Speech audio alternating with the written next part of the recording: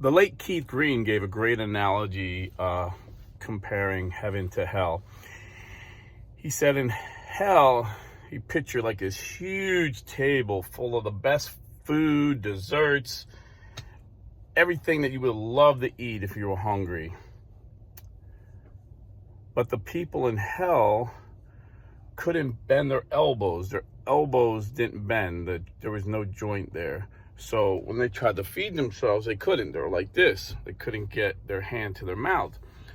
So they had all this food, and yet they were starving to death, cursing and just angry because they were so hungry and they couldn't eat this food.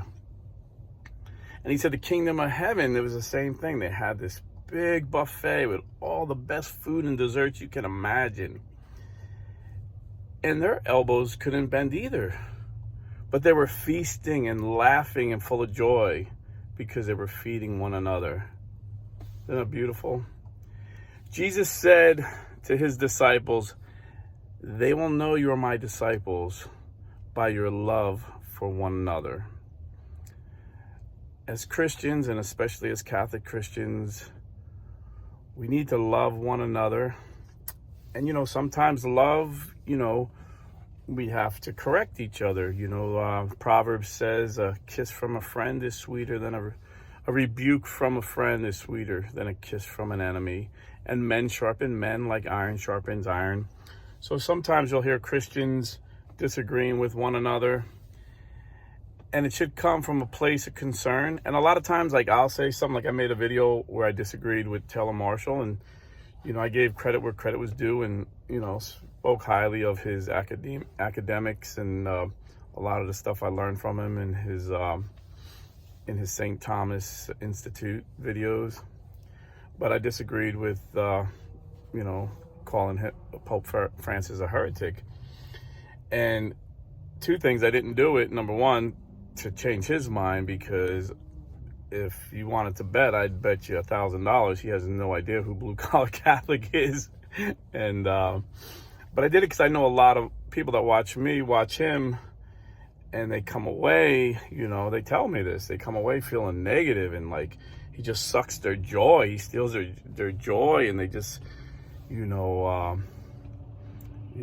have doubts, and some of them even want to leave the church because they think it's hopeless, So I try and encourage these folks and say, this guy's really smart. He's got a PhD. He knows a lot, but he's not always right. Nobody's always right. And funny thing, I made a video about, I guess Saturday. I was going to make one Friday on, talking to evangelicals, explaining what consecrating Russia meant. And then I was going to talk to skeptical Catholics that think Pope Francis is going to do it wrong. And I was actually struggling with the title. I said, well, if I put Pope Francis asks all the bishops in the world to consecrate Russia with him, everyone's going to say, oh, he's asking them, he's not telling them.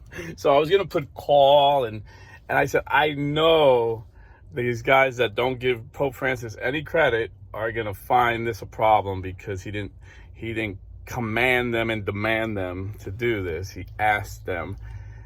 And but I didn't make that video. Actually, I started talking to evangelicals first, and then I kind of just went into the skeptical Catholics, and then actually even used a political analogy. It wasn't a political video, but a good brother in the Lord who always has nice things to say and real smart comments. Hates when I talk politics, and he's like, man, bro, I was going to send this video to my family and friends, but you had to go political. So I don't plan everything I'm going to say. I get a general idea what I'm going to say, and it just goes. So I only made one video, and I covered both subjects: evangelicals who didn't understand Russia, consecration, and skeptical Catholics. But sure enough, this weekend I noticed Taylor Marshall put out a video on the title. It was a short, quick short video. Pope Francis asked the bishops to pray, and he's like, well, is he going to make them pray? Is he going to command? I forget the exact words, but basically he was doubting if that was enough. He was like, he wasn't saying, oh, this is all wrong. He was like, he's asking him, I don't know if this is going to work. And I know Taylor's a really smart guy, but when you serve in the military, you can usually recognize people that have served in the military, even if it's been years like me, it's been years since I've been in. But civilians just have a different understanding of authority than military. So like when I was in the Navy, my commander said to me, hey, the captain is looking for volunteers for this new honor guard team he wants. I think you would be a great volunteer. You're sharp looking, you look good in uniform, you carry yourself well. So you could either volunteer, which would be really good for you, or I'm going to volunteer you. Which is it? I said, I volunteer, sir.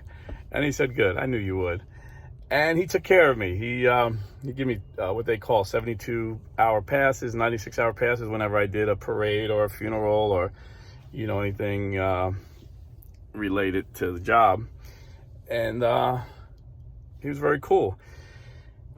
And so, and it's biblical not to lord over people. In fact, Jesus said to his disciples,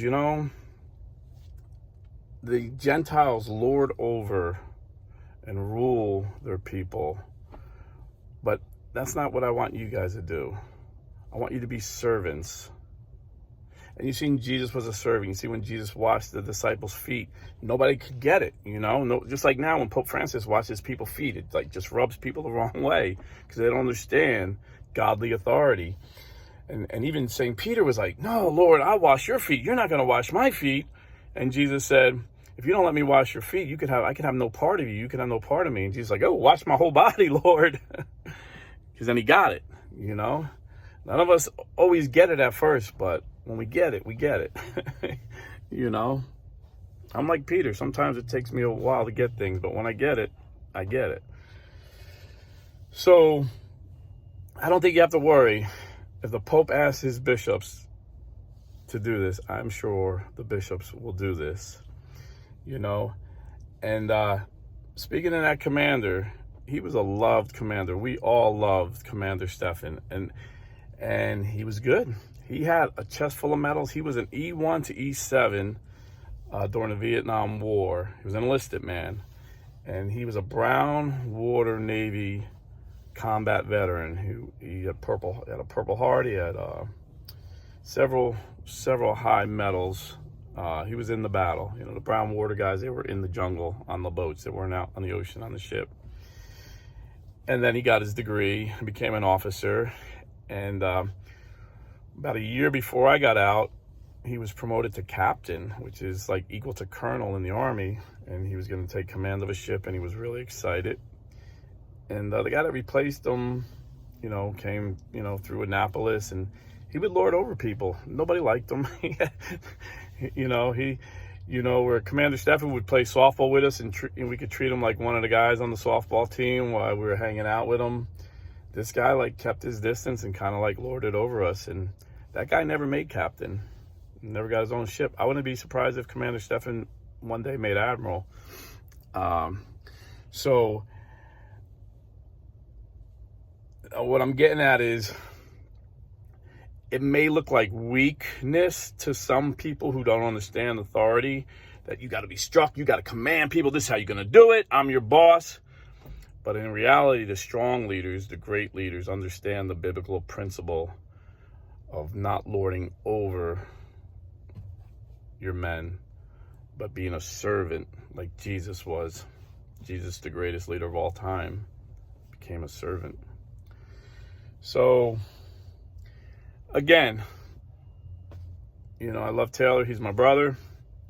And I'm not doing this to change his mind because I know he's not watching this. But if you guys were watching this and if you watch him and you come away negative, just think about this. The disciples were really excited Jesus rose from the dead. And Thomas would not believe it. He's like, nope, I'm not going to believe it. till I touch the hole in his side and in his hands. I'm not going to believe it. But Jesus didn't get mad. Jesus said, here, feel it. And then Thomas realized. So in every family, we have a doubting Thomas or a doubting Taylor. And, you know, there's two ways of looking at it. It could just be their nature. If you ever see the TV show, Everyone Loves Raymond, I think it's a pretty funny show. Ray Barone, he's always negative. No matter what happens, he always sees the negative part of it. It could be like the greatest news, and he just sees the negative part of it. And, you know, some people, that's just their nature. Charles Darwin, they say, you know, was that way. You know, Charles Darwin, there's a story of Charles Darwin at a wedding reception. Everybody's happy. Excuse me. And the host of the wedding apologized to his, because he was a pretty esteemed guy in his day, apologized to his wife that her husband had such a terrible time. And she's like, no, he had a great time. And he's like, oh, all he did was complain the whole time about everything. She goes, no, that's what he does. That's his nature. It's just some guy's nature. It's not, it doesn't, you know, it's just who they are, you know. And so don't let these people bring you down, you know. Something good is happening in the church.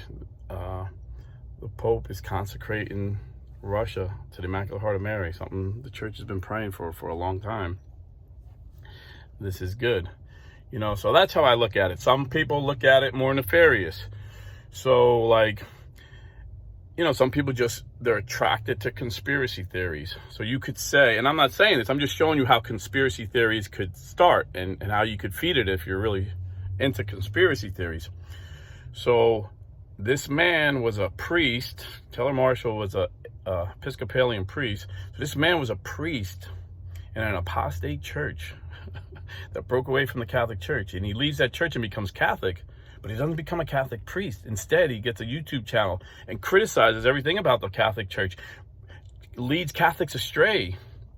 Maybe he's a Freemason. I don't believe that for 1 second. I don't believe that for 1 second.